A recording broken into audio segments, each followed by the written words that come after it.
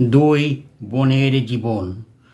ভাতের অভাবে মুড়ি খেয়ে কাটে দুই বোনের জীবন।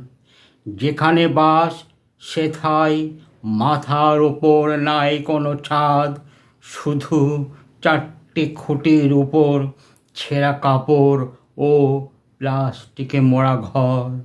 যে সময় প্রজাপতির মতো উড়ে ও খেলে বেড়ানোর কথা, ঠিক সে সময়ে ওদের দুই ভাই বোনকে রেখে স্বর্গলোক গমন করে ওদের পিতামাতা।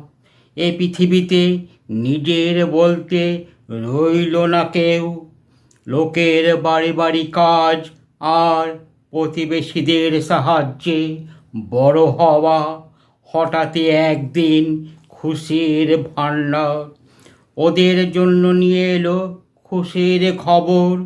ভগবানের দূত হয়ে এক দাদা বানিয়ে দিল ওদের বাড়ি আর দুমুঠো খাওয়ার ব্যবস্থা।